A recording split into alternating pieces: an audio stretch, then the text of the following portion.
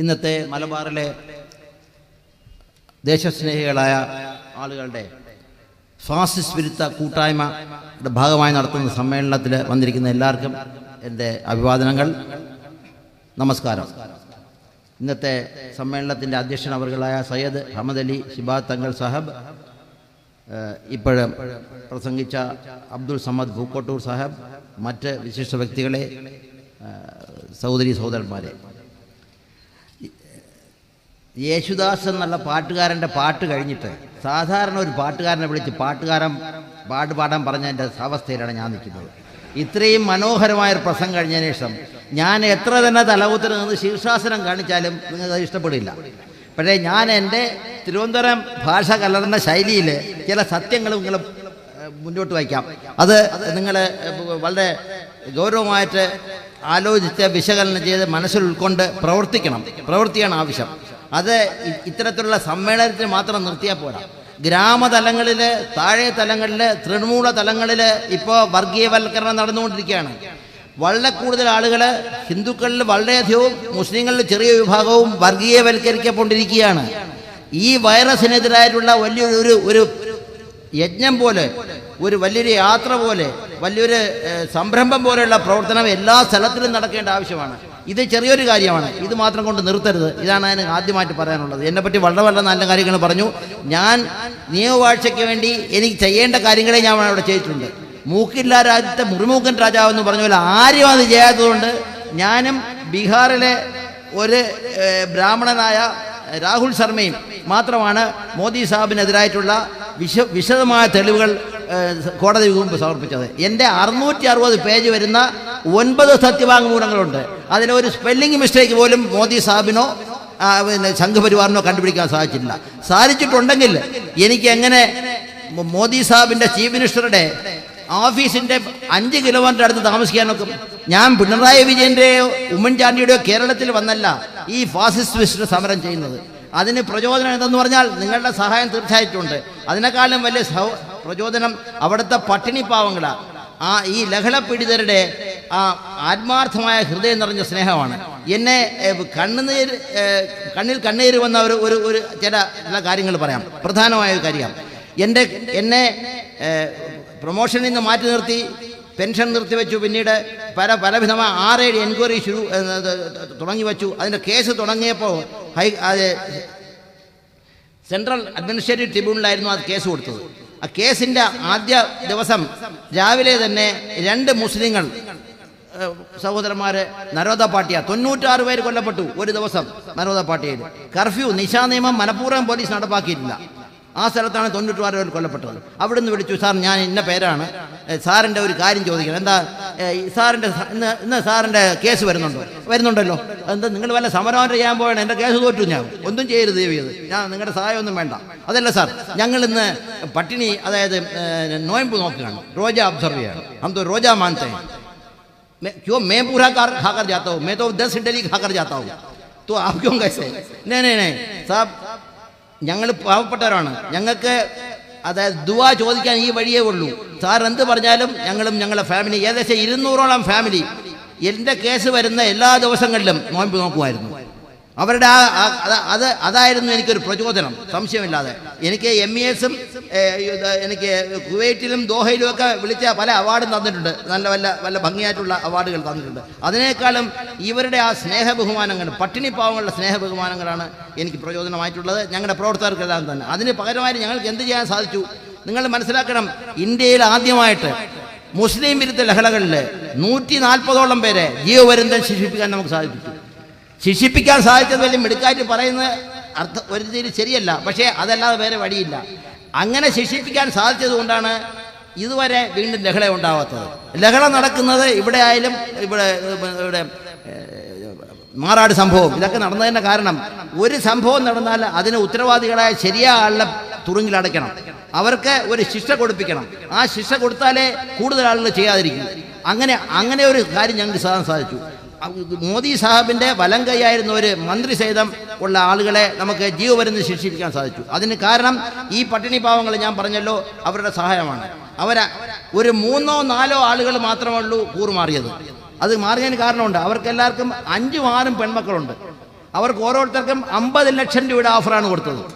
അപ്പോൾ അവർ പറഞ്ഞു, സാർ ഞങ്ങൾക്ക് ഒരു രക്ഷയില്ല, പട്ടിണി പാവങ്ങളാണ്, ഈ പെൺകുട്ടികളെ പറഞ്ഞയക്കണം, അതുകൊണ്ട് ഞങ്ങൾക്ക് തൽക്കാലം അല്പമെങ്കിലും കൂറുമാറി സംസാരിക്കേണ്ടി വരും. പക്ഷേ അവർ കൂറുമാറിയത് എങ്ങനെയാണ്? അവരെ ആരാണ് അറ്റാക്ക് ചെയ്തത്, ആരാണ് അവരെ കണ്ടുകൊണ്ട് നിന്നപ്പോൾ ആരെയാണ് കൊലപ്പെടുത്തിയത്, ആരെയാണ് കൂട്ടബലാത്സംഗം ചെയ്തത്, അവരെ തിരിച്ചറിയുന്നില്ല.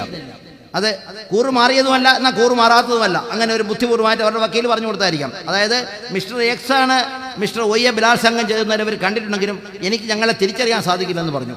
അത് മാത്രമേ ഉണ്ടായിട്ടുള്ളൂ നമ്മുടെ ഫെയിലുവർ. ആ ശ്രമത്തിലാണ് ഞാൻ അവിടെ തുടരുന്നത്. അത് ആ ശ്രമം എന്നും തുടരുന്നു. ഇനി 2 കേസുകൾ ബാക്കിയുണ്ട്, അത് നടക്കുകയാണ്. മോദി സാഹിബിനെതിരായിട്ടുള്ള കേസും നടക്കുകയാണ്. ഇതിലെ പ്രധാനമായ കാര്യം, നിങ്ങൾ പൊതുവേ മലബാർ മാപ്പിള സമുദായവും മുസ്ലിങ്ങളും പണക്കാരാണ്, ഗൾഫുകാരനും കൊണ്ട്. അവിടുത്തെ പട്ടിണി പാവങ്ങളാണ് ഈ ഞങ്ങൾക്ക് സഹായം ചെയ്ത, സത്യസന്ധമായിട്ട് സാക്ഷി പറഞ്ഞ അവരാണ് വലിയ ഹീറോസ്. അവരാണ് എന്ത് ചെയ്തത് എന്നൊക്കെയാണോ പ്രധാനമായിട്ട് ഞാനാണ് അവരെ ബ്രീഫ് ചെയ്യുന്നത്. പോലീസ് ഓഫീസർ ബ്രീഫ് ചെയ്താൽ അവർക്ക് വലിയ സന്തോഷമാണ്. DGP വന്നു ഞങ്ങളെ കൂടെ ഇരുന്നു. അപ്പോൾ തീസ്ത സത്യനവാദ് ഇതിനൊക്കെ ഒരുപാട് സഹായം നമുക്ക് ചെയ്യുന്ന നേതൃത്വം കൊടുത്ത് അവർ പറയും, സാറ് ബ്രീഫ് ചെയ്യുമ്പോൾ ഇപ്പോൾ യവന്മാർ കിടന്ന് ചാടുന്ന എന്തിനും നിങ്ങൾ അവരോട് ചോദിച്ചു നോക്കണം. കാരണം അത് അവർക്ക് പോലീസിനോടുള്ള ബഹുമാനമാണ്. അപ്പോൾ ഞാൻ പറഞ്ഞത്, നിങ്ങൾക്ക് ഇപ്പം മാറി പറഞ്ഞാൽ നിങ്ങളുടെ കൊച്ചുമക്കളെ റേപ്പ് ചെയ്യുന്നത് കാണേണ്ടി വരും. നിങ്ങൾക്ക് തൽക്കാലം ലാഭം കിട്ടും. അത് എല്ലാവരും സ്വീകരിച്ചത് കൊണ്ടാണ് ഇത് സാധിച്ചത്. എപ്പോഴെല്ലാമാണോ ഈ പാവങ്ങളെ നമ്മൾ സാക്ഷികളായി വിസ്തരിക്കുന്നതിന് മുമ്പ് ബ്രീഫ് ചെയ്യാൻ, അത് അവർ പറഞ്ഞ് മനസ്സിലാക്കാൻ, മൊഴി പറഞ്ഞു കൊടുക്കാൻ വിളിക്കുന്നത്, അന്നെല്ലാം 200 രൂപ കൊടുക്കേണ്ടി വരും. അല്ലെങ്കിൽ അന്ന് വൈകുന്നേരം അവന് ഗോതമ്പ് മാവ് വായിക്കാനൊക്കാത്ത ആളുകളാണ്. അവരാണ് ഇത് ചെയ്തത്. ഈ കാര്യത്തിൽ ഞാൻ ഒരു സജഷൻ, ഞാൻ എൻ്റെ പൊതുവായിട്ടുള്ള ചില കാര്യങ്ങൾ ഞാൻ ഓർമ്മിച്ച് വെച്ചിട്ടുണ്ട്, ഞാൻ പറയുന്നുണ്ട്. അത് ഈ സമൂഹത്തിന്, മലബാറിന്, കേരളത്തിന്, ഇന്ത്യക്ക് ഗുണകരമായ എൻ്റെ അനുഭവത്തിൽ നിന്നുള്ള ചില പാഠങ്ങളുണ്ട്, അത് ഞാൻ പറയുന്നുണ്ട്. അതിനു മുമ്പ് ഈ ഒരു കാര്യം കൂടെ പറയാൻ ആഗ്രഹിക്കുന്നു. നിങ്ങളുടെ സുന്നി സ്റ്റുഡൻസ് ഫെഡറേഷൻ്റെ ഒരു സജഷനാണ്, ഈ ലഹളകളിൽ നടന്ന ഒരു പ്രധാന കേസാണ്, 7-8 കേസാണ് പ്രധാന കേസുകൾ. ഓരോ സ്ഥലത്തും 90, 70, 80, 25 ആ സംഖ്യകളിൽ കൊല്ലപ്പെട്ടത്. 10 കൂടുതൽ ആളുകൾ കൊല്ലപ്പെട്ട സംഖ്യകളാണ്. അതിൽ നർവദ പാട്ടിയാണ് ഏറ്റവും കൂടുതൽ, 96. ഹസൻ ജാഫ്രി സാഹിബിനെ വള്ള നിഷ്കരണം കൊല്ലുകയും ചുട്ടുകരിക്കുകയും ചെയ്യുക, അതാണ് ഗുൽബർഗ് സൊസൈറ്റി. അദ്ദേഹത്തിൻ്റെ മകനെ ഇന്നലത്തെ ആളുകൾ വിളിച്ചിരുന്നു, അദ്ദേഹത്തിന് വരാൻ സാധിച്ചില്ല. ഈ കേസുകളിൽ ഉള്ള ഒരു കേസിനെ പറ്റി ഞാൻ നിങ്ങളുടെ സജസ്റ്റ് ചെയ്യാൻ ആഗ്രഹിക്കുന്നു. അതിൻ്റെ ഇരകളെ നിങ്ങൾ ബഹുമാനിക്കണമെന്ന് എൻ്റെ അഭിപ്രായം. എന്നെ വിളിക്കണമെന്ന് എനിക്ക് വലിയ അഭിപ്രായമില്ല. ഞാനൊരു പരോക്ഷ ഇരയാണ്, ലഹളയുടെ പരോക്ഷ ഇരയാണ് ഞാൻ. അവർ പ്രത്യക്ഷ ഇരയാണ്. ബിൽക്കീസ് ബാനു എന്നൊരു ചെറുപ്പക്കാരിയായ സ്ത്രീയുണ്ട്. ഇപ്പോൾ അവർക്ക് 40 വയസ്സിനടുത്തായിരിക്കാം. അവരുടെ വീട് വളഞ്ഞു വെച്ച് പുരുഷന്മാരെല്ലാം തുരത്തി ഓടിച്ചിട്ട് അവരെ കൂട്ടബലാത്സംഗം ചെയ്തു. അവരുടെ കയ്യിലിരുന്ന കംസൻ കൃഷ്ണന്റെ സഹോദരന്മാരെ ചെയ്തതുപോലെ അവരുടെ കയ്യിലിരുന്ന മുല കുടിച്ചുകൊണ്ടിരുന്ന കുട്ടിയെ പിടിച്ചു പറിച്ച് താരയിൽ അടിച്ചു കൊന്നു. ആധുനിക കംസന്മാർ ചെയ്യുന്ന പ്രവൃത്തിയാണ് ചെയ്തത്. ആ കേസിൽ ഞങ്ങളുടെ ശക്തമായ നിലപാട് കൊണ്ടും അവർ ശക്തമായ നിലപാടെടുത്തുകൊണ്ടും പിന്നെ സത്യം പറഞ്ഞതുകൊണ്ടും സുപ്രീം കോടതി ആദ്യമായിട്ടൊരു കേസ് ഗുജറാത്തിൽ ട്രൈ ചെയ്യരുത്, ഗുജറാത്തിൽ അതിലെ വിചാരണ നടത്തരുത് എന്ന് പറഞ്ഞിട്ട് മഹാരാഷ്ട്രയ്ക്ക് മാറ്റിയതുകൊണ്ടും CBI ഇൻവെസ്റ്റിഗേറ്റ് ചെയ്തുകൊണ്ടും കേസ് വിധിയായത് നമുക്ക് അനുകൂലമായി. അതിലെ 12ഓളം പേരെ ജീവപര്യന്തം ശിക്ഷിപ്പിച്ചു. അത് ജീവപര്യന്തം പോരാ എന്ന് പറഞ്ഞാൽ നമ്മുടെ ഫൈറ്റ് നടക്കുന്നുണ്ട്. അത് കാരണം ഇതിലെ ഒരു കാര്യം, 6-7 പേരെ ഈ സ്ത്രീയെ ബലാത്സംഗം ചെയ്തു. അന്ന് ഗർഭിണിയുമായിരുന്നു. ആ സ്ത്രീയെ ഒരു അച്ഛനെ പോലെ ആ ഭർത്താവ് ഇന്നും സംരക്ഷിക്കുകയാണ്. എൻ്റെ അഭിപ്രായത്തിൽ എന്നെക്കാളും നല്ല ഭർത്താവ് ആ യാക്കൂബ് ഖാൻ. ഈ യാക്കൂബ് ഖാനെയും ആ ബിൽക്കീസ് ബാനുവിനെയും നിങ്ങൾ വിളിച്ചൊന്ന് ആദരിക്കണം. അവർക്ക് പ്രസംഗിക്കാൻ പോലും പറ്റില്ലായിരിക്കാം, പക്ഷേ അതിന് വലിയൊരു പ്രതീകമായിരിക്കും. ഇന്ന് ഹിന്ദു വർഗീയവാദികൾ പറയുന്നത് എന്താണ്? മുസ്ലിങ്ങൾ പൊതുവെ സ്ത്രീവിരുദ്ധമാണ്. സ്ത്രീവിരുദ്ധമായ റെഫറൻസ് എല്ലാ മതഗ്രന്ഥങ്ങളിലുണ്ട്. ഞാനത് എതിരാണ്. ട്രിപ്പിൾ തലാഖിന് ഞാൻ പൂർണ്ണമായിട്ട് എതിരാണ്. അതുപോട്ടെ, അതിനെപ്പറ്റി നമ്മൾ ചർച്ച ചെയ്യുന്നില്ല. പക്ഷേ ഈ യാക്കൂബ് ഖാൻ്റെ ഒരു മാതൃക നിങ്ങൾ പറഞ്ഞു കൊടുത്താൽ, കൂട്ടബലാത്സംഗം ചെയ്ത ഭാര്യയെ ഇന്നും സംരക്ഷിച്ച് അവളെ വളരെ സ്നേഹമായിട്ട് പോകുന്ന ഒരാളാണ് ഈ യാക്കൂബ് ഖാൻ. സാധാരണ മനുഷ്യനാണ്, സൈക്കിൾ റിപ്പയർ എന്നാണ് പരിപാടി. അങ്ങനെയുള്ള പല നല്ല ആളുകളുണ്ട്. അവരാണ് ശരിയായ ഭർത്താവ്. അവരുടെ വിവരങ്ങളൊക്കെ ഞാൻ കൂടുതൽ തരാം. ഇതിനെപ്പറ്റി ഞാൻ തന്നെ മനോരമയിലെ ഒരു എഡിറ്ററെ കൊണ്ട് വളരെ വിശദമായിട്ടൊരു അഭിമുഖം ബിൽക്കീസ് ബാനുവിൻ്റെയും യാക്കൂബ് ഖാനെ കൊടുത്തിട്ടുണ്ട്. ഒരു 4-5 വർഷം മുമ്പാണ് കൊടുത്തിട്ടുള്ളത്. ഇത് ഇങ്ങനെ പലരുമുണ്ട്. ഇതുപോലെ വേറൊരു രസകരമായ കാര്യം, ഏകദേശം 800-900 ഹിന്ദുക്കളുണ്ട് അവരെൻ്റെ പുസ്തകത്തിൽ പല പേരുകളും എനിക്കറിയാം, അവരോട് അന്വേഷിച്ചു. ഞാൻ പുസ്തകത്തിൽ എഴുതട്ടോ, ഞാൻ ഗുജറാത്ത് ബിഹൈൻഡ് ദി കർട്ടൻ, പർദ്ദയ്ക്ക് പിന്നിലെ ഗുജറാത്ത് എന്ന് പറഞ്ഞ പുസ്തകം എഴുതിയിട്ടുണ്ട്. അത് ദേശാഭിമാനി പബ്ലിഷേഴ്സ് ട്രാൻസ്ലേറ്റ് ചെയ്യാണ്. അത് വരും, അതിനെപ്പറ്റി ചർച്ച നടത്താം. ഗുജറാത്തിൽ ആരും ട്രാൻസ്ലേറ്റ് ചെയ്യാനോ അതിനെപ്പറ്റി ചർച്ച ചെയ്യാനോ തയ്യാറല്ല, അത്ര ഭയമാണ്. വടക്കേ ഇന്ത്യയിൽ തന്നെ ആരും ചർച്ച ചെയ്യാൻ തയ്യാറല്ല. ബീഹാറിൽ ഒരിക്കൽ ചർച്ച വച്ചിരുന്നു നിതീഷ് കുമാർ വന്നതിന് ശേഷം. മാറി ഒരു സ്ഥലത്തും ചർച്ച ചെയ്യാൻ തയ്യാറില്ല. കേരളത്തിൽ മാത്രമാണ് പല ചർച്ചകൾ നടന്നത്. ആ പുസ്തകത്തിൽ ഈ കാര്യം ഞാൻ ഊന്നി പറഞ്ഞിട്ടുണ്ട്. അതിൽ എന്തെന്ന് പറഞ്ഞാൽ, ലഹള സമയത്ത് ഏകദേശം 90ഓളം ബ്രാഹ്മണന്മാർ സഹിതമായിട്ടുള്ള ഹിന്ദുക്കളെ മുസ്ലിങ്ങളെ രഹസ്യമായിട്ട് താമസിപ്പിച്ചിട്ടുണ്ട്.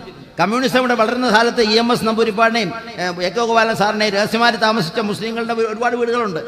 ഇവർ വിശ്വാസികളല്ലെങ്കിൽ പോലും അവർക്ക് രക്ഷ കൊടുത്ത ആളുകളുണ്ട്. ഇന്നും അവർ കമ്മ്യൂണിസ്റ്റ് പാർട്ടിയുടെ ചരിത്രം വായിച്ചാൽ അറിയാം. അങ്ങനെ രക്ഷിച്ച ഒരുപാട് ഹിന്ദുക്കളുണ്ട്. പക്ഷേ ഇന്ന് ഭയം കൊണ്ട് ഞാൻ അവരോട് ചോദിച്ചു, നിങ്ങളുടെ പേര് ഞാൻ പുസ്തകത്തിൽ ഉല്ലേഖനം ചെയ്തിട്ടുണ്ട്. സാർ, ദേവിയത് ഞങ്ങളെ പേരെ മറക്കണം, പറയരുത്, ഞങ്ങൾ ഉപദ്രവമാവും. ഇതാണ് സ്ഥിതി. ഇങ്ങനെയുള്ള കുറേ യഥാർത്ഥ മതേതരത്വത്തിൽ ഇന്ത്യയുടെ യഥാർത്ഥ മതേതരത്വം എന്താണ്? ഇന്ത്യയുടെ യഥാർത്ഥ മതേതരത്വം എന്ന് പറഞ്ഞാൽ സർവമത മൂല ആദർശ വിശ്വാസമാണ്, സർവമത സമഭാവനയാണ്. നമുക്ക് ആ രീതിയിൽ നമുക്ക് സാധിക്കും. ഇന്ന് നിങ്ങൾ അജ്മീർ ഷരീഫിലെ അന്വേഷിച്ച് നോക്കണം, ഇന്നലത്തെ കണക്കെടുത്ത് നോക്കണം. അവിടെ വന്നതിൽ 70% അമുസ്ലിങ്ങളാണ്. വടക്കേ ഇന്ത്യയിലെ മുസ്ലിങ്ങൾ അധികവും സൂഫികൾ കൺവെർട്ട് ചെയ്തതാണ്, അല്ലാതെ ഭരണാധികാരികളല്ല. ഭരണാധികാരികൾക്ക് ഒട്ടുമേ കൺവെർട്ട് ചെയ്തിട്ടില്ലെന്ന് ഞാൻ പറയുന്നില്ല.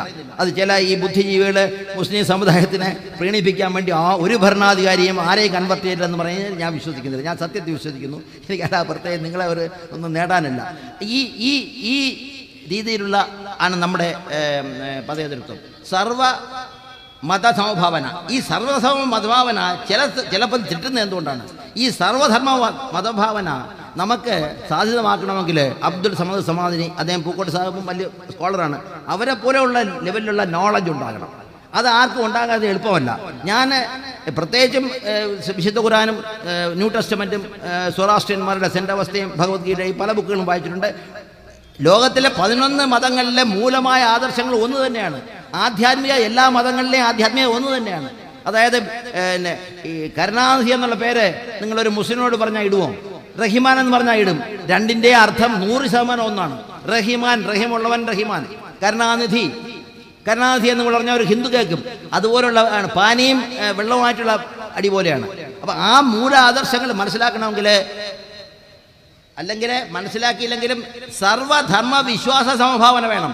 നമ്മളെ ഈ രാജ്യം എന്ന് അഭിമാനിക്കുന്നത് സർവധർമ്മ വിശ്വാസ സംഭാവനയില്ല.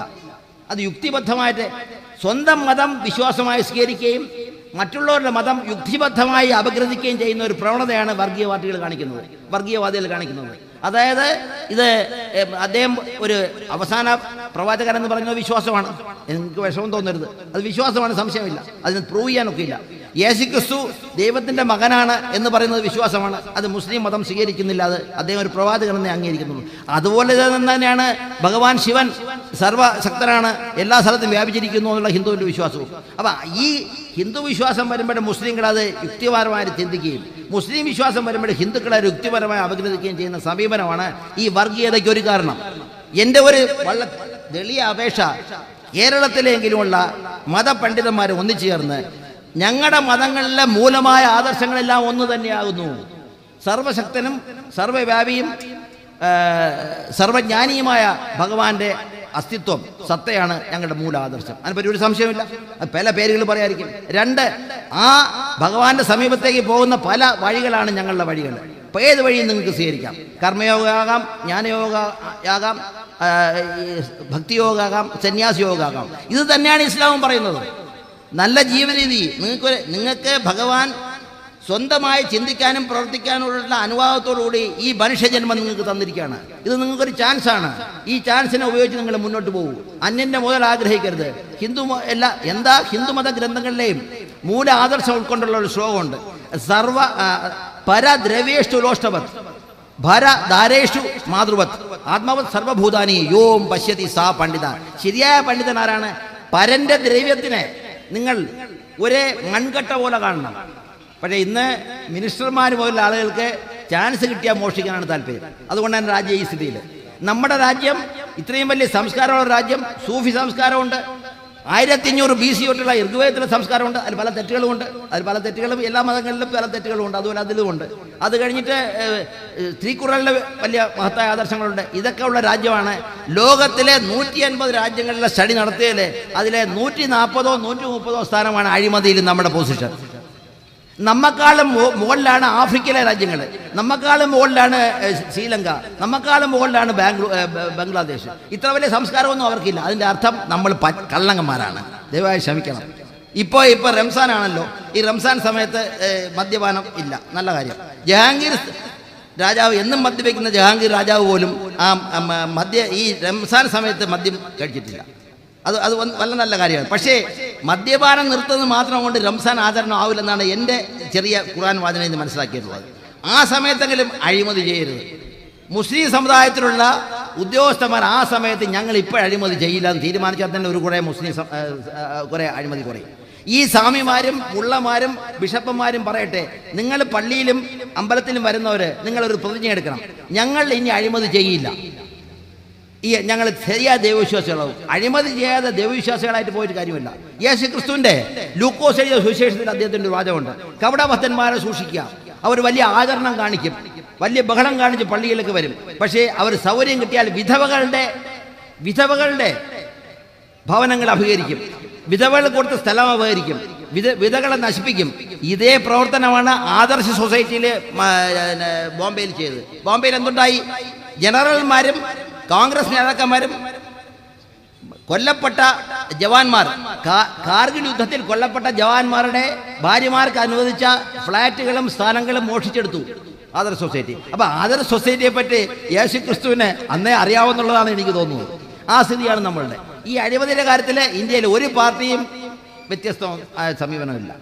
എല്ലാ പാർട്ടികളുടെയും ചിഹ്നം എന്തായാലും എൻ്റെ അനുഭവമാണ്. നിങ്ങൾക്ക് വിഷമം തോന്നുന്നെങ്കിൽ ക്ഷമിക്കണം. ഞാൻ വളരെ മോദി സാഹിബ് എന്നുള്ള ശക്തനായ ഒരു ഭീകരനായ ഭരണാധികാരിക്കെതിരായിട്ട് മുഖത്ത് ചൂണ്ടി ഞാൻ പറഞ്ഞു, സാർ ചെയ്യുന്ന തെറ്റാണ്. അപ്പം എനിക്ക് നല്ലവരായ നിങ്ങളെ ഞാൻ എന്തിനാ പേടിക്കുന്നു? നിങ്ങളിപ്പോൾ എന്ത് ചെയ്യാൻ പോകുന്നു? ഇത്രയും വലിയ ഇപ്പം നമ്മൾ കടുവായി പേടിക്കണമെങ്കിൽ ചെറിയ ഒരു പൂച്ചയെ പേടിക്കണ്ടല്ലോ, അതുപോലെയാണ്. അതുകൊണ്ടാണ് ഞാൻ പറഞ്ഞത്, ഇത് എല്ലാ പാർട്ടികളുടെയും മൂലമായ രഹസ്യ ചിഹ്നം ലക്ഷ്മി ദേവിയാണ്. ലക്ഷ്മി ദേവി പൂജയാണ് അവർ നടത്തുന്നത്. ഇന്ത്യയിൽ ഇപ്പോൾ ജനാധിപത്യമല്ല, മാഫിയാധിപത്യം, ജനക്കൂട്ടാധിപത്യം, പണാധിപത്യം, തസ്കരാധിപത്യമാണ് നടക്കുന്നത്. ക്ഷമിക്കണം, ഞാനിതിനകത്ത് 36 വർഷം കണ്ടിട്ടുള്ളതാണ്. ഒരു കോൺട്രാക്ട് പോലും കുറച്ച് പൈസ മോഷ്ടിക്കാതെ കോൺട്രാക്ട് കൊടുക്കുന്നില്ല. നിങ്ങളൊരു പഞ്ചായത്തിൽ പോകണം, കഴിഞ്ഞ 5 വർഷത്തെ വികസന പ്രവർത്തനത്തിൻ്റെ വിവരം എടുക്കണം. എന്നിട്ട് ആ വികസന പ്രവർത്തനത്തിൻ്റെ വിവരങ്ങളുമായിട്ടുള്ള ആ രേഖകൾ നിങ്ങളൊരു എഞ്ചിനീയറെ കാണിക്കണം. സാർ, ഞങ്ങൾക്ക് പ്രൈവറ്റായിട്ട് ഞങ്ങളുടെ ഒരു സ്ഥലത്ത് ഇത്രയും കലുങ്ക് കെട്ടുകയാണ്, ഇത്രയും പാലം കെട്ടുകയാണ്, ഇതിന് എത്ര ചിലവാകും സാർ എന്ന് പറയാം. പബ്ലിക് എന്ന് പറയരുത്, അദ്ദേഹം ശരിയായിട്ട് എഴുതി തരും. ആ ചിലവ്, ആ എസ്റ്റിമേറ്റും പഞ്ചായത്ത് നടത്തിയ എസ്റ്റിമേറ്റുമായിട്ട് കമ്പയർ ചെയ്ത് നോക്കണം, ഏകദേശം 10 ഇരട്ടി കൂടുതലായിരിക്കും. ഇതാണ് നമ്മുടെ സ്ഥിതി. ഇതിലെ IUML ഭരിക്കുന്ന പഞ്ചായത്തും LDF ഭരിക്കുന്ന പഞ്ചായത്തും BJPക്ക് സ്വാധീനമുള്ള പഞ്ചായത്തും ഒരു വ്യത്യാസമല്ല. ഇത് മാറിയാലേ MLA സാർ ഇരിപ്പുണ്ട് നമ്മുടെ ഭരണാധികാരി എന്നവരെ നമ്മളാവുന്നത്. അതാണ് ശരിയായ റംസാൻ. നിങ്ങൾ റംസാൻ ആയിരിക്കേണ്ട ആവശ്യമില്ല. ഇതാണ് പ്രോഫറ്റ് ചെയ്തത്. അതാണ് ഈ അപരൻ്റെ വസ്തു തൊടുക പോലുമില്ല. ഇതാണ് എല്ലാ ധനവാൻ ഒട്ടകത്തിന് സൂചിക്കൊള്ളിൽ കൂടെ പോകാൻ സാധിക്കുമെങ്കിലേ ധനവാന് സ്വർഗത്തിലെത്തുമെന്ന് പറഞ്ഞ ആളാണ് ക്രിസ്ത്യാനികളും നമ്മുടെ പോലീസ് ഡിപ്പാർട്ട്മെൻറ്റ്, PW ഡിപ്പാർട്ട്മെൻറ്റ്. അതിൽ ആരെങ്കിലും ഒരാരും ഓണസ്റ്റ് ഉണ്ടോ എന്നുള്ള സ്ഥിതി എത്തിയിരിക്കുകയാണ് ഇന്ത്യ മുഴുവനും. അവിടെ അങ്ങനെ തന്നെ. പക്ഷേ മോദി സാഹിബിൻ്റെ കഴിവ് വ്യക്തിപരമായി അദ്ദേഹം അഴിമതി ചെയ്യുന്നില്ല എന്ന് അദ്ദേഹത്തിന് വരുത്താൻ സാധിക്കുന്നുണ്ട്. അത് ഒരു രീതിയിൽ ശരിയുമാണ്. വ്യക്തിപരമായി അദ്ദേഹം ഒന്നും സമ്പാദിക്കുന്നില്ല. രണ്ടാമത്, സ്വജനപക്ഷപാതം അദ്ദേഹം ആരും പ്രകടിപ്പിക്കുന്ന രീതിയിൽ കാണിക്കുന്നില്ല. അദ്ദേഹത്തിൻ്റെ ജാതിക്കാരെ അദ്ദേഹത്തിൻ്റെ ഓഫീസ് പോലും അടുപ്പിക്കില്ല, സഹോദരന്മാരെ അടുപ്പിക്കില്ല. അതാണ് മോദി മറ്റുള്ളവരെക്കാളും ഓണസ്റ്റ് ആണെന്നുള്ള ഇംപ്രഷൻ ഇന്ത്യയിൽ നിലനിൽക്കുന്നു. അത് അദ്ദേഹത്തിന് അനുകൂലമാണ്. അതുകൊണ്ടാണ് ഈ ഡീമോണിറ്റൈസേഷൻ കൊണ്ട് അദ്ദേഹത്തിന് ഗുണമുണ്ടായത്. ഡീമോണിറ്റൈസേഷൻ അദ്ദേഹം എന്ത് ചെയ്തു? ഡീമോണിറ്റൈസേഷൻ പാവപ്പെട്ടവൻ്റെ, പൈസ കുറവായിട്ടുള്ളവൻ്റെ, ദരിദ്രൻ്റെ അസൂയ, പണക്കാരന് മേലുള്ള അസൂയയെ അദ്ദേഹം ചൂഷണം ചെയ്യായിരുന്നു. അതായത് ഓട്ടോറിക്ഷയിൽ സഞ്ചരിക്കുന്ന എനിക്കങ്ങനെ ഇല്ല. ഞാൻ മനഃപൂർവ്വം എനിക്ക് ആരോട് സന്തോഷമായിട്ട് സഞ്ചരിക്കുകയാണ്. ഒരു ബെൻസ് കാറിൽ പോകുന്ന ആളിനോട് അസൂയ തോന്നുമല്ലോ. അപ്പോൾ ആ ബെൻസ് കാറിൽ പോകുന്നവൻ വഴി കാറ് ചീത്തായി കിടന്നാ അങ്ങനെ കിടക്കട്ടെ, അങ്ങനെ. അപ്പോൾ എനിക്കൊരു സുഖം, എനിക്കൊരു ലാഭവുമില്ല. അതാണ് ഈ നോർത്ത് ഇന്ത്യയിലുണ്ടായത്. സാർ ആദ്യമായി പണക്കാരെ പേടിപ്പിച്ച ഒരു പ്രൈം മിനിസ്റ്ററാണ്. ആദ്യമായി ചുവന്ന ലൈറ്റുകളെടുത്ത പ്രൈം മിനിസ്റ്ററാണ്. ഇവിടെ ഗാന്ധിസവും മാർക്സിസം ലെനിനിസവും പറയുന്ന ആർക്കും തോന്നാത്ത ഒരു ഐഡിയയാണ് അദ്ദേഹം ചെയ്തത്. അങ്ങനെ ഈ സ്വന്തം രാഷ്ട്രീയമായ അജണ്ട, സ്വന്തം രാഷ്ട്രീയമായ നീതി, സ്വന്തം രാഷ്ട്രീയമായ നയം, അതിൻ്റെതായ തന്ത്രം, ഇതെല്ലാം ജനങ്ങൾക്ക് ഇഷ്ടപ്പെടുന്ന രീതിയിൽ നടപ്പാക്കാൻ കഴിവുള്ള ആളാണ്.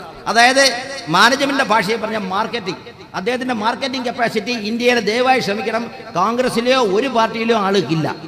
അദ്ദേഹത്തിൻ്റെ ഈ ഒരു തൊപ്പി ഊരി ഒരു ത്രാസിൻ്റെ ഒരു ഭാഗത്ത് വച്ചിട്ട് ബാക്കിയുള്ള ആളുകളുടെ തൊപ്പി ഊരി വെച്ചാൽ അത് അദ്ദേഹത്തിന് തന്നെ താന്ന് നിൽക്കും. ഇതിനെ ശക്തമായി ഗ്രാമതലത്തിൽ, തൃണമൂല തലത്തിൽ പ്രവർത്തിച്ച് നിങ്ങൾ കൗണ്ടർ ചെയ്യണം. എന്താണ് ഇപ്പം നടക്കുന്നത്? രാജീവ് ഗാന്ധി ഷാബാനു കേസിൽ തെറ്റായ രീതിയിൽ പുതിയ നിയമം കൊണ്ടുവന്ന അന്ന് തൊട്ട് ഒരു വർഗീയ പ്രീണനമാണ് ഇവിടുത്തെ എല്ലാ പാർട്ടികളും എടുക്കുന്നത്. ഇവിടെ രണ്ട് തരം പാർട്ടികളേ ഉള്ളൂ. ക്ഷമിക്കണം, എൻ്റെ അനുഭവം കൊണ്ട് പറയാണ്, എനിക്ക് പാർട്ടികളിൽ നിന്നൊന്നും കേട്ട. വർഗീയ പ്രീണനം അവസരവാദപരമായി സ്വീകരിച്ചിട്ടുള്ള കോൺഗ്രസും ഒരു എക്സ്റ്റൻറ്റിൽ CPM-ഉം മറ്റു പാർട്ടികളും. അതിൽ ഈ IUML വരും. IUML അപ്പുറത്തും ഇപ്പുറത്തും വരുന്ന രീതിയിലാണ്. IUML-ന്റെ പേര് തന്നെ മുസ്ലിം എന്നുള്ള പേരുള്ളതുകൊണ്ട് വടക്കേ ഇന്ത്യക്കാർ മുഴുവനും ഈ മുസ്ലിം എന്നുള്ള പേര് മാറ്റിയാൽ തന്നെ, ഞാൻ ഒരിക്കൽ വളരെ ഉന്നതമായ നേതാക്കന്മാർ പറഞ്ഞു, വടക്കേ ഇന്ത്യയിൽ ഒരു സ്വാധീനം ഉണ്ടാക്കാൻ സാധിക്കും. വടക്കേ ഇന്ത്യയിൽ മുസ്ലിം ലീഗ് എന്ന് പറഞ്ഞാൽ ഇന്ത്യൻ വിഭജനത്തിന് കാരണക്കാരായ മുസ്ലിങ്ങൾ എന്നാണ് അവർ വിചാരിക്കുന്നത്. പക്ഷേ വാസ്തവത്തിൽ ഇന്ത്യൻ യൂണിയൻ മുസ്ലിം ലീഗ് എന്ന് പറയുന്നതിൽ ഈ SDPI-യിലോ PDP-യിലോ ഉള്ളതല്ല ഒരു 10% പോലെ വർഗീയതയില്ല. പക്ഷേ എന്ത് ചെയ്യാനൊക്കെ മലബാറിൻ്റെ വളരെ പവിത്ര പാവനമായ ട്രഡീഷൻ കീപ്പ് ചെയ്യുന്ന ആളുകളാണ് സമസ്ത കേരള ജമാഅത്തി ഉലുമയും IUML-ഉം. ഇവിടെ എന്താ നടന്നത്? നല്ല കാര്യം ചെയ്ത ഒരു മുസ്ലിമിനെ ഹിന്ദുക്കൾ ദൈവമായി ആരാധിക്കുന്ന സ്ഥലമാണ് ഇവിടം. ലോകത്തോരിടത്തും അതില്ല. ഒരു ഹിന്ദു രാജാവിനെ രക്ഷിക്കാൻ വേണ്ടി ജിഹാദ് പ്രഖ്യാപിച്ച രാജ്യമാണ് ഇവിടെ. അതായത് മുസ്ലിം സമുദായത്തിനെ രക്ഷിക്കാൻ വേണ്ടി, ഒരു മുസ്ലിം നാവിക സേനാനിയെ സഹായിക്കാൻ വേണ്ടി ഹിന്ദു സമുദായത്തിലെ ഒരാൾ മുസ്ലിം ആകണമെന്ന് ഒരു ഹിന്ദു രാജാവ് പ്രഖ്യാപിച്ച സ്ഥലമാണ് ഇത്. വടക്കേ ഇന്ത്യക്കാർ പറഞ്ഞാൽ മനസ്സിലാവില്ല. പക്ഷേ ഇന്ന് എന്താ ഉണ്ടായിക്കൊണ്ടിരിക്കുന്നത്? ഇന്ന് ഇന്ത്യയിലാകമാനം, കേരളത്തിലും ഒരു സ്വാധീനമുണ്ട്. വളരെ ദുഃഖകരമായ കാര്യം നടക്കുന്നത് വെച്ചാൽ ഒരു ഉത്തരേന്ത്യൻ വൽക്കരണമാണ് മുസ്ലിം ഹിന്ദു സമുദായത്തിൽ ഉണ്ടായിരിക്കുന്നത്. ഈ ഉത്തരേന്ത്യൻ സംസ്കാരം നിങ്ങൾ നിർത്തണം. ഇതൊരു ഗോസായി സംസ്കാരമാണ്. ഒരു ദിയോബന്ദിക്കാർ പറയും ഫോൺ ഉപയോഗിക്കാൻ പാടില്ല, പെണ്ണുങ്ങൾ കുട്ടികൾ പഠിക്കാൻ പാടില്ല. ആ ലൈനിലേക്കുള്ള നീക്കമാണ് കാണുന്നത്. അത് വലുതായിട്ട് കാണുന്നില്ല, എന്നാലും അതിൻ്റെ സ്വാധീനം ഇവിടെ ഉണ്ട്. ഇവിടെ നോക്കണം, വടക്കേ ഇന്ത്യൻ രീതികളാണ് ഹിന്ദുക്കളുടെ പുറത്ത് വരെ അടിച്ചേപ്പിക്കുന്നത്. രക്ഷാബന്ധനം നമ്മുടെ രീതിയല്ല, രക്ഷാബന്ധനം കൊണ്ടുവന്നു. അങ്ങനെ പല പല രീതികളും ഈ ഉത്തരേന്ത്യൻ വൽക്കരണത്തിൻ്റെ ഭാഗമായിട്ട് ഹിന്ദു കമ്മ്യൂണിറ്റിയിൽ ഒരുതരം കാവ്യവൽക്കരണം നടക്കുകയാണ്. ആ കാവ്യവൽക്കരണം എന്ന് പറഞ്ഞാൽ അടുത്ത ഫാസിസ്റ്റ് വൽക്കരണത്തിൻ്റെ തുടക്കമാണ്. കാവ്യവൽക്കരണം അംഗീകരിച്ച അടുത്ത ഫാസിസ്റ്റമാണ്.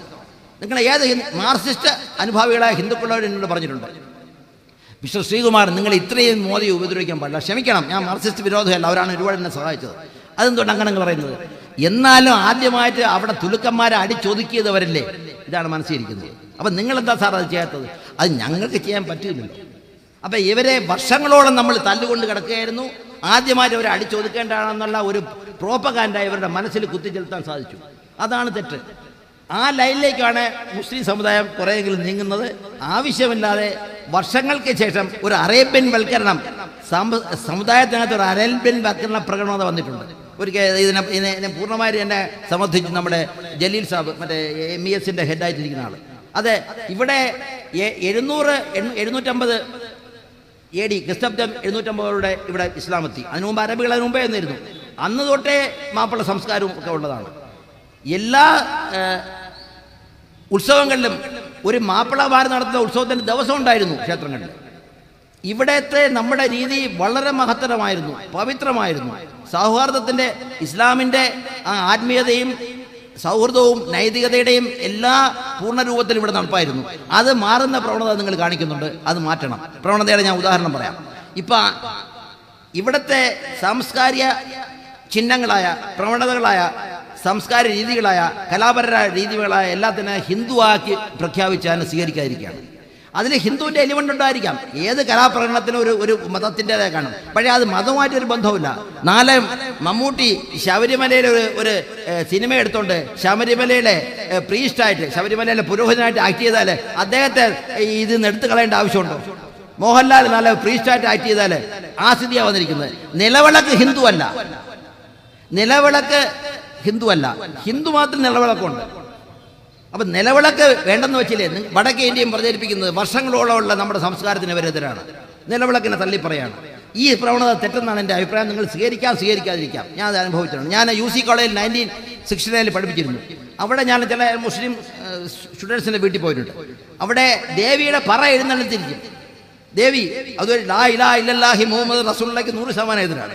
പക്ഷേ അതിനെ ആ സഹോദരത്തോടെ കാണുന്നതുകൊണ്ട് അതിനെ അങ്ങനെ എടുക്കാം. ഇത് അള്ളാഹയുടെയും കൂടെ പ്രതീകമാണെന്ന് എടുത്താലും മതി. കാസർഗോഡിൽ ഈ ആടുകളെ നേർച്ചയിടും, മുസ്ലിങ്ങളാണ്. അതിൻ്റെ കഴുത്തിലൊരു സഞ്ചി തൂക്കും. അത് ഹിന്ദുക്കളുടെ വീട്ടിൽ പോയിട്ട് അവർ പൈസ ഇടും. അതിന് ആ ആടിനെ വെട്ടുമ്പോൾ, അതിനെ ബലി കൊടുക്കുമ്പോൾ അതിലെ ഒരു അംശം ഹിന്ദുക്കളുടെ വീട്ടിലായിരിക്കും. അതിപ്പോൾ നിർത്തലേരിക്കുകയാണ്. അത് RSSകാർ പറയുന്നത് അതെന്തിനായോമാരുടെ ചെയ്യുന്നു. ഇങ്ങനെ പോയാൽ ശബരിമലയുടെ ബാബർ സ്വാമിയുടെ ആ ദർഗ അവർ നിർത്തിവെക്കും. അങ്ങനെ വ്യത്യസ്തമായി പോകുന്നതാണ് അവർക്ക് ഇഷ്ടം. നമ്മൾ സാമൂഹ്യ സാംസ്കാരിക കലാപര വിദ്യാഭ്യാസപരമായ ഇടപാടുകളിലെ ഹിന്ദുക്കളും മുസ്ലിങ്ങളും യോജിച്ച് പോകരുതെന്നാണ് അവരുടെ ഫിലോസഫി. ആ ഫിലോസഫി സപ്പോർട്ട് ചെയ്യുന്ന ചില ആളുകളുടെ ജമാഅത്ത് ഇസ്ലാമിലെ ചില വിഭാഗത്തിനും ആ ചിന്തയുണ്ട്. എന്നോട് ക്ഷമിക്കണം, അവർ എനിക്ക് ഒരുപാട് സപ്പോർട്ട് ചെയ്തതാണ്. ഇത് ഏറ്റവും തെറ്റാണ്. എക്സ്ക്ലൂസിവിസമാണ് ഇംഗ്ലീഷിൽ പറഞ്ഞാൽ. സെക്ടേറിയനിസമാണ്. ഇത് ഫാസിസത്തിൻ്റെ തുടക്കമാണ്. എന്താണ് ഫാസിസം? ഫാസിസം മനസ്സിൻ്റെ അഹങ്കാരത്തിൻ്റെ നീചവൃത്തിയുടെ ഇബ്ലീസിൻ്റെ ഒരു മനോഭാവമാണ്. എന്താ പറയുന്നത്? ഞാൻ പറയുന്നതാണ് ശരി. ഇപ്പം നിങ്ങൾ പറയുകയാണ് സാർ ഇന്ന് രാവിലെ ഇഡ്ഡലിയെ കഴിക്കാവൂ, അല്ല ഞാൻ പറയുന്നു ഈ ബിരിയാണിയെ ഞാൻ കഴിക്കൂ. അത് ഫാസിസമാണ്. ഞാൻ കഴിക്കുന്നത് ശരി. ഞാൻ നിങ്ങളിൽ എന്തിനാ അടിച്ചേപ്പിക്കുന്നു? നിങ്ങളുടെ വീട്ടിൽ നിങ്ങളുടെ അമ്മൂമ്മ, തിരുവനന്തപുരം ഭാഷയിൽ അമ്മൂമ്മ, ഇന്ന് രാവിലെ ഇഡ്ഡലി തിന്നാൽ മതി. അത് എനിക്ക് അമ്മൂമ്മ, എനിക്ക് ഇഡ്ഡലി ഇഷ്ടം. ഇഡ്ഡലി തന്നെ തിന്നണം. ഞാനാണ് അമ്മൂമ്മ. പൈസ എല്ലാം അമ്മൂമ്മയുടെ കയ്യിലാണ്. അതുപോലെയാണ്. അത് ഫാസിസ്റ്റ് ചിന്താഗതി നിങ്ങളുടെ മനസ്സിൽ വരുമ്പം തന്നെ അതിനെ നിങ്ങൾ ഒരു ജിഹാദ് നടത്തി നശിപ്പിക്കണം. ജിഹാദെ അക്ബർ, ജിഹാദെ കബീർ, ജിഹാദെ അഷ്ഗർ. ജിഹാദെ അക്ബർ നടത്തണം. അത് നടത്തിയില്ലെങ്കിലേ യൗമർ നിയന്ത്രണത്തിലേക്ക് പോകും. ഇവിടെ വ്യാപാരികളുടെ കൂടെ വാണിജ്യത്തിനായിട്ട് വന്ന ആയിരുന്നു ഇസ്ലാം. ഇസ്ലാമിലെ പണ്ഡിതന്മാരെല്ലാം വാണിജ്യത്തിനാണ് ഇവിടെ വന്നത്. അവിടെ ഇവിടുത്തെ രാജാക്കന്മാരും പ്രഭുക്കന്മാരും ചുവന്ന പരവതാനിയിട്ടാണ് സ്വീകരിച്ചത്. അന്ന് 8-ാം നൂറ്റാണ്ടിന് ശേഷമുള്ള എല്ലാ പള്ളികളും ഹിന്ദുക്കൾ കൊടുത്ത ഭൂമിയിലാണ് ഇരിക്കുന്നത്. അത് നിങ്ങൾ മറക്കരുത്. വടക്കേ ഇന്ത്യയിലെ ഒരു പള്ളി പോലും അങ്ങനെയില്ല. വടക്കേ ഇന്ത്യയിലെ ഒരു മുസ്ലിം സ്ഥാപനങ്ങൾ പോലും അങ്ങനെയില്ല. അവർ വാങ്ങിച്ചതോ ഒരു പക്ഷേ പിടിച്ചെടുത്തതോ ആയിരിക്കാം. അപ്പം ആ ലൈനിലേക്ക് നമ്മൾ ഡീജനറേറ്റ് ചെയ്യുന്നത്, തകർന്നു പോകുന്നത് ശരിയല്ല. അപ്പം ഈ രാഷ്ട്രീയവൽക്കരണമാണ് നമുക്ക് വേണ്ടത്. അരാഷ്ട്രീയവൽക്കരണം നടന്നുകൊണ്ടിരിക്കുകയാണ്, വർഗീയവൽക്കരണം നടന്നുകൊണ്ടിരിക്കുകയാണ്, അറബൈസേഷൻ അറബിവൽക്കരണം നടന്നുകൊണ്ടിരിക്കുകയാണ്, ഗോസായിവൽക്കരണം നടന്നുകൊണ്ടിരിക്കുകയാണ്. ഇതിനെതിരായി ഗ്രാമതലത്തിൽ നിങ്ങൾ പ്രവർത്തിക്കണം. നിങ്ങളെ ഗ്രാമത്തിലൊരു ടെമ്പിൾ ഫെസ്റ്റിവൽ ഉണ്ടെങ്കിൽ, അല്ലെങ്കിൽ അവിടെ ഉറൂസ് ഫെസ്റ്റിവൽ ഉണ്ടെങ്കിൽ ഹിന്ദുക്കളും സഹായിക്കണം, മുസ്ലിങ്ങളും സഹായിക്കണം. ആ രീതിയിലുള്ള പ്രവർത്തനം കൊണ്ട് ഈ വടക്കേ ഇന്ത്യൻ വൽക്കരണം, ഉത്തരേന്ത്യൻ വൽക്കരണമായിട്ടുള്ള വളരെ ഭീകരമായ പ്രവണതയിൽ നിങ്ങൾക്ക് മാറാനൊക്കും. അല്ലെങ്കിൽ നമ്മൾ അവരുടെ ട്രാപ്പിലേക്ക് വീഴും. അവർ പറയുന്നത്, നമ്മുടെ ഒരു പ്രധാന പേര് പറയുന്നത് ശരിയല്ല, അദ്ദേഹം എല്ലാ ചാനൽ ചർച്ചകളിൽ പറയുന്നത് ഇന്ത്യയിലെ മുസ്ലിം തീവ്രവാദികൾ വിലക്കെടുത്ത മനുഷ്യനാണ് ശ്രീകുമാർ. ഞാൻ പറഞ്ഞു വിലക്കെടുത്ത മനുഷ്യനെങ്കിൽ ഞാൻ മോദിയുടെ ഗുജറാത്തിൽ അദ്ദേഹത്തിൻ്റെ മൂക്കിന് താഴെയാണ് താമസിക്കുന്നത്. 3 കിലോമീറ്ററേ ഉള്ളൂ ചീഫ് മിനിസ്റ്ററും ഞാനുമായിട്ടുള്ള വീടിൻ്റെ വ്യത്യാസം. അവർക്കെതിരെ ഒരു ആക്ഷൻ എടുക്കാമല്ലോ. എൻ്റെ കൈകൾ പരമപരിശുദ്ധം എന്ന് തന്നെ പറയേണ്ടി വരും. ഞാൻ 8 ഡിസ്ട്രിക്റ്റിലെ SP ആയിരുന്നിട്ട് ഒരു കറപ്ഷനും ചെയ്തിട്ടില്ല. അതാണ് എൻ്റെ ശക്തി. നാളെ വീട്ടിൽ കഞ്ചാവ് വെച്ച് തന്നെ പിടിപ്പിക്കേണ്ടി വരും. അത് ചെയ്തുകൂടുന്നില്ല. ഫാസിസ്റ്റ് ഭീകരത, ആ ഫാസിസ്റ്റ് വെല്ലുവിളി നിങ്ങൾ കാണുന്നതിലും കൂടുതൽ ഭീകരമാണ്, ഭയാനകമാണ്, അപകടകരമാണ്, ഭീവത്സമാണ്. ഇത് നടക്കുന്നത് മനുഷ്യ മനസ്സുകളിലാണ്. നിങ്ങൾ ഹിന്ദു മനസ്സുകളെ ഫാസിസ്റ്റ് വൽക്കരിക്കുന്ന പ്രവണത നിയന്ത്രിക്കാനായിട്ട് നിങ്ങളുടെ കയ്യിലുള്ള എല്ലാം ചെയ്യണം. നിങ്ങളിപ്പോൾ SDPIയിലോ PDAPയിലോ ചേർന്ന് ഒരു ഹിന്ദു വിരുദ്ധമായ രീതി എടുത്താൽ ഈ കൈവെട്ടുകൊണ്ട് ആർക്കെങ്കിലും ലാഭം ഉണ്ടായിട്ടുള്ള ഈ ഇസ്ലാമിനല്ല. അത് 100% ലാഭം ഉണ്ടായിട്ടുള്ളത് സംഘപരിവാറിനാണ്, മോദി സാഹിബിനാണ്. എൻ്റെ പേര് പറഞ്ഞ് അദ്ദേഹം പ്രസംഗിക്കുമായിരുന്നു ആ സമയത്ത്, കൈവെട്ട് നടന്ന സമയത്ത്. ഇവിടെ ഒരു പോലീസ് ഓഫീസർ ഇവിടെ താമസിച്ച് ഒരു ദിവസമല്ല, ഒരു മിനിറ്റ് പോലും പവർ കിട്ടില്ലാത്ത രാജ്യമാണ് ഗുജറാത്ത്. അത് മോദി സാഹിബിൻ്റെ സൗജന്യമല്ല. 1972 ഞാൻ അവിടെ പോസ്റ്റിംഗ് പോയതുകൊണ്ട് ഇന്ന് വരെ എൻ്റെ വീട്ടിലോ ഗ്രാമപ്രദേശങ്ങളിലോ പവർ കട്ട് ഞാൻ അനുഭവിച്ചിട്ടില്ല. ചില ഗ്രാമങ്ങളിലുണ്ടായിരിക്കാം. ഞാൻ പോയ ഗ്രാമങ്ങളിലെ ഇൻവെസ്റ്റിഗേഷൻ പോയാൽ പവർ കട്ടില്ല. അത് അദ്ദേഹത്തിൻ്റെ മിടുക്കെന്നാണ് കൊണ്ടുവരുന്നത്. ഇപ്പം ഇന്നത്തെ വിദ്യാഭ്യാസ മന്ത്രി രാമകൃഷ്ണൻ സാറാണെന്നു അദ്ദേഹം പറയായിരുന്നു കേരളം 100% സാക്ഷരത ഞാനാണ് കവിതെന്ന് പറഞ്ഞാൽ ആസാമിൽ പത്രം വായിക്കുന്നവൻ വിചാരിക്കും ശരിയാ കണ്ടോ. പക്ഷേ ഇവിടെ മുഹമ്മദ് കോയ സാറിൻ്റെ സമയത്തെ അതുണ്ട്. അവരുടെയൊക്കെ ശ്രമഫലമാണ്. ആ രീതിയിലാണ് മോഡി സാഹിബിൻ്റെ പ്രോപ്പഗൻഡ. അപ്പോൾ ഇത് മനസ്സിലാക്കണം. അല്ലെങ്കിൽ അപകടത്തിലേക്ക് എത്തും. നിങ്ങൾ തന്നെ സൗഹൃദത്തിൻ്റെ കൈ നീട്ടണം. ഉദാഹരണം, കലാമണ്ഡലത്തിൽ ഇന്ന് ഒരു മുസ്ലിം ചെറുപ്പക്കാരി പെൺകുട്ടിയോ പയ്യനോ ഒരു കലാ രീതികളും പഠിക്കുന്നില്ല. ഭരതനാട്യം പഠിക്കുന്നില്ല. ക്രിസ്ത്യാനികൾ പഠിക്കുന്നുണ്ട്. ഇത് നിങ്ങൾ ഭരതനാട്യം പഠിച്ചുകൊണ്ട് എനിക്ക് വ്യക്തമായ ലാഭമൊന്നുമില്ല. പക്ഷേ അത് നമ്മളുടെ സാംസ്കാരിക വിദ്യാഭ്യാസപര കലപരമായ കാര്യങ്ങളിൽ നമ്മൾ ഒന്നാണെന്ന് കാണിക്കാൻ സാധിക്കും. അല്ലെങ്കിൽ അപകടമാണ്. വടക്കേ ഇന്ത്യയിലില്ല നാസറുദ്ദീൻ സിദ്ദിഖി അതിപ്രശസ്തനായ ഒരു ആക്ടറാണ്. നമ്മുടെ ഷാറൂഖ് ഖാനെ മറ്റേ 2 ഖാൻമാരെ പോലെ മിടുക്കന്മാരാണ്. അയാളെ രാമകഥ ലക്നൌവിലെ പ്രകടനത്തിലെ ഹനുമാനായിട്ട് അദ്ദേഹം തയ്യാറെടുത്ത് പോന്നു. അനുവദിച്ചില്ല.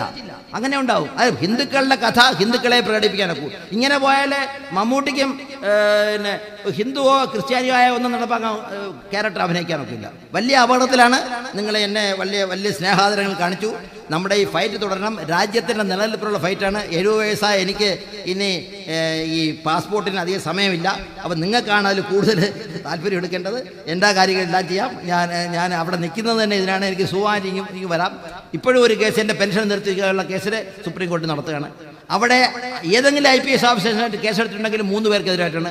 ആ എവിഡൻസ് കൊടുത്ത ശ്രീകുമാർ, രാഹുൽ ശർമ്മ, സഞ്ജീവ് ഭട്ട്. സഞ്ജീവ് ഭട്ടിനെ ഡിസ്മിസ് ചെയ്തു. അദ്ദേഹത്തിന് ചില അബദ്ധങ്ങൾ പറ്റിയിട്ടുണ്ട്. അദ്ദേഹത്തെ ഡിസ്മിസ് ചെയ്തു. രാഹുൽ ശർമ്മയെ പുറത്ത് അടിച്ചു. അദ്ദേഹം ഇതുവരെ പെൻഷൻ കൊടുത്തിട്ടില്ല. ബാക്കിയുള്ള 2000 പേര് കൊന്നതിന് കാരണക്കാരായ ഒരു IPS ഓഫീസർക്ക് ഒരു മെമ്മോ പോലും കൊടുത്തിട്ടില്ല. ഇതിലെ സഹായം ചെയ്തതിന് മോദിക്ക് അനുകൂലമായ ദീർഘമായ അഫിഡവിറ്റ് കൊടുത്തതിൽ 22 IPS IAS ഓഫീസേഴ്സായ മുസ്ലിംസും ഉണ്ട്. അത് നിങ്ങൾ മനസ്സിലാക്കണം. അതായത് നിയമവാഴ്ചയെ വിശ്വസിക്കുന്ന ഒരു ഓഫീസർക്ക്, ഉദ്യോഗസ്ഥന്, അദ്ദേഹം പൂക്കോട്ട് സാർ പറഞ്ഞതുപോലെ ഈ ഭരണഘടന, സമത്വം, സാഹോദര്യം, വ്യക്തികളുടെ അന്തസ്സ്, ലിബർട്ടി, ഇക്വാളിറ്റി, അതിൽ വിശ്വസിക്കുന്നവർക്കേ നടപ്പാനൊക്കൂ. വിശുദ്ധ ഖുർആൻ മുസ്ലിങ്ങളെയും ഭഗവത്ഗീത ഹിന്ദുക്കളെയും രക്ഷിക്കാനൊക്കെ ഇല്ല. ഇന്ത്യൻ ഭരണഘടനയെ നമ്മളെ രക്ഷിക്കാനൊക്കൂ. അത് നിങ്ങൾ മനസ്സിലാക്കണം. ഇന്ത്യൻ ഭരണഘടനയും വിശുദ്ധ ഖുർആൻ അല്ലെങ്കിൽ ഭഗവത്ഗീതയായിട്ടുള്ള ക്ലാഷ് വരുമ്പോൾ നിങ്ങൾ സ്വീകരിക്കേണ്ടത് ഭരണഘടനയാണെന്നാണ് എൻ്റെ അഭിപ്രായം. ക്ഷമിക്കണം, ഞാൻ മോദി സാഹിബിന് ഡയറക്റ്റായിട്ട് 20 പേജുള്ള ഒരു ലെറ്റർ എഴുതിയിട്ടുണ്ട്. ഭഗവത്ഗീതയെ ഇന്ത്യയുടെ നാഷണൽ ബുക്കാക്കരുത്. അതൊരു RSS അജണ്ടയായിരുന്നു. എന്തിനാണ്? നാഷണൽ ബുക്കാക്കിയാൽ ആ ബുക്കിനെ പറ്റി അഭിപ്രായം പറയുന്നവനെയും ജയിലിലടയ്ക്കാം. നിങ്ങൾ നാളെ ഒരു മാനിനെ കൊന്നാൽ 3 വർഷം ശിക്ഷയാണ്. ഒരു മയിലിനെ കൊന്നാൽ 12 വർഷം ശിക്ഷയാണ്. അത് നാഷണൽ ബേർഡാണ്. ആ വേലയ്ക്കാണ് ഇത് കൊണ്ടുവന്നിരിക്കുന്നത്. പാകിസ്ഥാനെ പോലെ ബ്ലാസ്ഫെമി ആക്ട് കൊണ്ടുവരികയായിരുന്നു. ഏതായാലും അത് നടന്നില്ല. ഞാൻ വളരെ ശക്തമായി എഴുതിയിരുന്നു. അത് പല ഹിന്ദുക്കളും പറയും നിങ്ങൾ ഭഗവത്ഗീതയ്ക്കകത്ത് എഴുതി. കാരണം ഭഗവത്ഗീത കാസ്റ്റ് സിസ്റ്റത്തിൽ അംഗീകരിക്കുന്നുണ്ട്. നാരായണ ഗുരു കോട്ടിയിട്ടുണ്ട്. എൻ്റെ പുസ്തകം വായിക്കാം. അതിലുണ്ട്. നിങ്ങൾ ഇത്രയും എന്നോട് പ്രത്യേകം എൻ്റെ അടുത്ത ആളും മകളും ഭാര്യയും പറയും നിങ്ങൾ പ്രസംഗിച്ച് മലയാളികളെ പണക്കരുത്, അതുകൊണ്ട് നിങ്ങൾ കൂടുതൽ ഉപദ്രവിച്ചരുത്. അതുകൊണ്ട് ഞാൻ നിർത്തുകയാണ്. എന്നാലും ഞാൻ പൂക്കോട്ട് സാറിൻ്റെ അടുത്ത് പ്രസംഗിച്ച ആൾ ഏകദേശം അദ്ദേഹത്തിൻ്റെ ലെവലൊന്നും വരാൻ ഒരിക്കലും ആലോചിക്കാൻ നോക്കില്ല. അദ്ദേഹത്തിൻ്റെ പാസ് മാർക്കിലെങ്കിലും ഞാൻ പറഞ്ഞിരിക്കാം. നിങ്ങൾ വളരെ നിങ്ങളൊരു, ഞാൻ പറയുന്നത് നിങ്ങളൊരു ചേതാവണി, അതായത് ഒരു താക്കീതായിട്ട് എടുക്കണം. വലിയ അപകടത്തിലാണ്. ഗ്രാമത്തിൽ പോകണം. അവിടെ മുമ്പ് ഉണ്ടായിരുന്ന, ഇവിടെ ഹസൻ തയ്യവും ബീവി തയ്യവും മാപ്പിള തയ്യവുമുള്ള രാജ്യമാണ്. അതായത് ഹസൻ എന്നുള്ള ആൾ ഹിന്ദുക്കളെയും മുസ്ലിങ്ങളെയും പാവങ്ങളെ രക്ഷിക്കാനായിട്ട് ഭരിച്ച ആളാണ്. അദ്ദേഹത്തിന് ഹസൻ തയ്യമായിട്ട് എഴുന്നള്ളിച്ചു. തെയ്യം വെച്ചാൽ ദൈവമായിട്ട്. ഹസൻ തയ്യമായിട്ട് ഒരുത്തും വേഷമിട്ട് വരും. അവൻ്റെ കാലത്തൊട്ട് വീഴും. ഒരു പ്യൂണായിരുന്നു ഒരിടത്ത്. ഞാനിടത്ത് ഇവിടെ കാസർഗോഡ് പോയിരുന്നു. അവൻ അത് കഴിഞ്ഞിട്ട് വന്ന് അവൻ പ്യൂണാണ്. സാർ ഞാൻ പ്യൂണാണ്. ആ പ്യൂണിനെ അന്ന് അവിടെ വന്ന ഡെപ്യൂട്ടി കളക്ടർ കാലത്തൊട്ട് വിടുന്നു. അതാണ് നമ്മുടെ ട്രഡീഷൻ. അപ്പോൾ ആ ട്രഡീഷൻ നിങ്ങൾ കളഞ്ഞ് വാസ്തവത്തിൽ ഇസ്ലാമിന് എതിരാണ്, എതിരാണ് എന്ന് പറഞ്ഞാൽ അതിന് സഹായം മോദിക്കേ കിട്ടൂ. അതിന് സഹായം ഗാന്ധിയപ്പൻ്റെ ജാതി പറയുന്നവർക്കേ ഉള്ളൂ. അവർക്ക് സഹായം ഉണ്ടായാൽ അവസാനം ഉണ്ടാകാൻ പോകുന്നത് നിങ്ങൾ 6ാം കിട പൗരന്മാരാകും.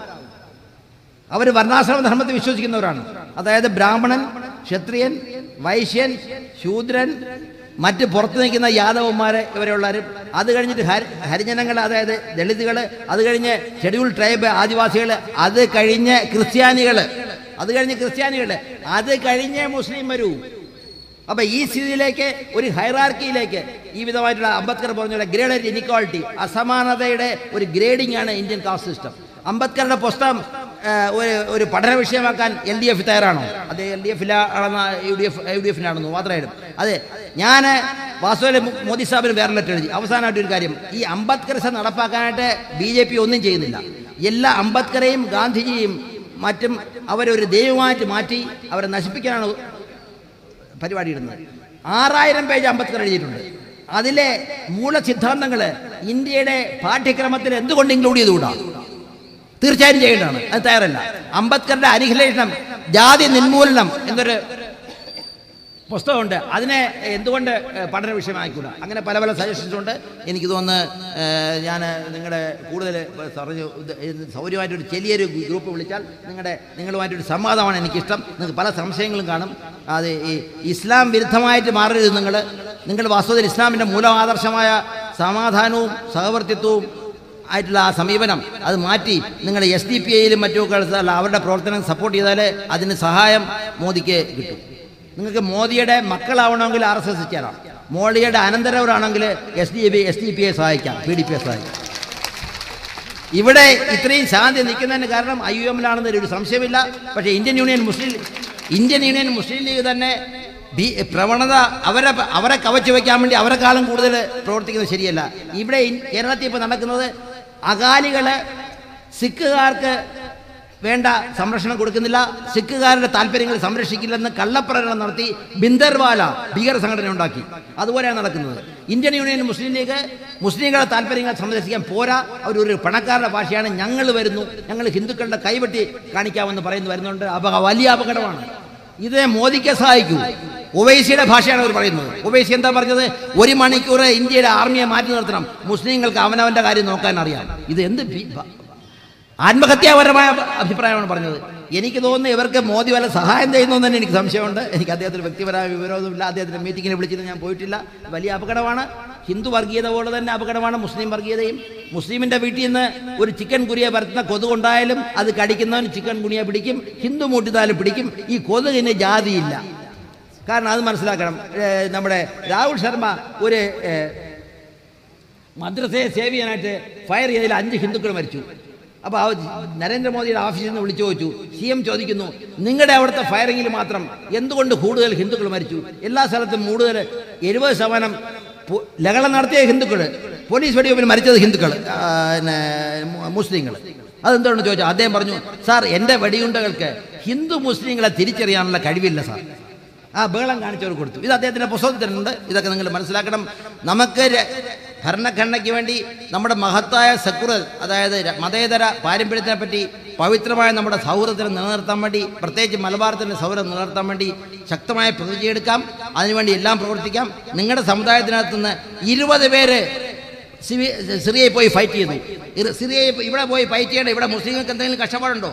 എങ്ങനെ ന്യായിക്കാൻ നോക്കും? 20 ചെറുപ്പക്കാർ ഇവിടുന്ന് സിറിയയിൽ പോയി ഫൈറ്റ് ചെയ്തു. സ്വന്തം ഭാര്യയും സഹോദരിയും കൂട്ടബലാത്സംഗം കണ്ടു നിന്ന ചെറുപ്പക്കാർ എനിക്കറിയാം. അവരാരും പോയിട്ടില്ല. അവർ പറയും, സാർ നിങ്ങളൊക്കെ ഈ ഫൈറ്റ് ചെയ്യുന്നതിന് ഞങ്ങൾക്ക് അത് വലിയ സന്തോഷമാണ് സാർ, അത് തന്നെ മതി സാർ. അതാണ് അവർ പട്ടിണി ഇരിക്കുന്നത്. ഞാൻ ആഹാരം കഴിച്ചിട്ട് പോകുമ്പോൾ അവർ എനിക്ക് വേണ്ടി എന്തിനാണ് പട്ടിണി ഇരിക്കുന്നത്? അല്ല, ഞാനൊന്നും പറഞ്ഞിട്ടില്ല. അവരുടെ സമീപനമാണ് നിങ്ങൾ എടുക്കേണ്ടത്. ഈ തെറ്റായ രീതിയിൽ മസ്തിഷ്ക പ്രക്ഷാളനം ചെയ്ത് സയ്യിദ് സാബിനെ തങ്ങൾ സാറിനെ പോലുള്ള ഇറക്കാം. അവരെ പോലുള്ള ലൈനാണ് നല്ലത്. ഇവിടെ 1992 ബാബരി മസ്ജിദ് നശിപ്പിച്ചതിന് ശേഷം ശാന്തി നേർന്നെങ്കിൽ ഒറ്റയാളാണ് കാരണം, പോലീസല്ല, ശിഹാബ് തങ്ങൾ സാബ്. എനിക്ക് വ്യക്തിപരമായിട്ട് അറിയാം. അല്ല, എനിക്കിപ്പോൾ ഇവിടെ IUM-ലെ സീറ്റ് വേണ്ട, ടിക്കറ്റ് വേണ്ട, വയസ്സറുമായി. അത് എനിക്ക് യാതൊരുവിധ അംബീഷനില്ല. അന്ന് ഞാൻ അറിഞ്ഞു താനൂറിൻ്റെ സമീപം ഒരു മുസ്ലിം സമുദായത്തിൻ്റെ സ്വാധീനമുള്ള മുക്കോന്മാരെ അടുത്തുള്ള ഹിന്ദു ഗ്രാമത്തിനെ ആക്രമിക്കുകയാണ്. പേര് ബാബരി മസ്ജിദാർത്തുണ്ട്. ഇവനും ബാബരി മസ്ജിദ് എവിടെയാണെന്ന് പോലും ഇവന്മാർക്ക് അറിഞ്ഞുകൂടായിരിക്കാം. അതാണ്. അപ്പോൾ ഞാൻ പറയും, തങ്ങൾ സാറിനെ വിളിച്ചു പറഞ്ഞു, അദ്ദേഹം നല്ല ബന്ധമുണ്ടായി, അതിൻ്റെ വലിയ കാര്യമായിരുന്നു അദ്ദേഹം. പറഞ്ഞാൽ, ശ്രീകുമാർ നിങ്ങൾ പേടിക്കേണ്ട, ഇത് നടക്കില്ല. പോലീസുകാർ പോലും അങ്ങനെ പറയില്ല, നടക്കില്ല സാർ അങ്ങനെ. ഞാൻ പറയുന്നത് നടക്കില്ല. ഉടൻ തന്നെ അദ്ദേഹം 2 ലോറി ആളുകളേക്കാണ് ചെയ്തത്. അത് നിർത്തിവെച്ചു. എന്നിട്ട് ഞാൻ പറഞ്ഞു, സാർ എനിക്കല്ല പത്രക്കാരെ സ്നേഹം വരണ്ട, അവരോട് പറയണ്ട. ആരോടും പറയണ്ട, അവിടെ ഒന്നും നടന്നില്ലല്ലോ. അത് തന്നെയാണ് അള്ളയിൽ നിന്ന് എനിക്ക് കിട്ടിയ ദുആ. എനിക്ക് അള്ളയിൽ നിന്ന് കിട്ടിയ ആ ദുആ അതാണ് സമീപനം. അതാണ് ഈ മലബാറിൻ്റെ പാരമ്പര്യം, അതാണ് തങ്ങളന്മാരുടെ പാരമ്പര്യം. ആ പാരമ്പര്യം നിങ്ങൾ നിലനിർത്തും. അതേ ഉള്ളൂ. ഞാൻ അനുഭവത്തിൽ നിന്ന് പറയണത്. അല്ല, നിങ്ങൾ സമദാനി സാഹിബിനെ പോലെയോ പൂക്കോട്ട് സാറിനെ പോലെയുള്ള ഉച്ചിരം പ്രസംഗമൊന്നും എനിക്ക് ചെയ്യാൻ പറ്റുന്നില്ല. നിങ്ങൾ ശാന്തമായി കേട്ടു. ദൈവം അനുഗ്രഹിക്കട്ടെ. ബിസ്മില്ലാഹിർ റഹ്മാനിർ റഹീം. ലോക സമസ്ത സഖനോ ഭവന്തു. Praise the Lord. God is in the heaven. All is right.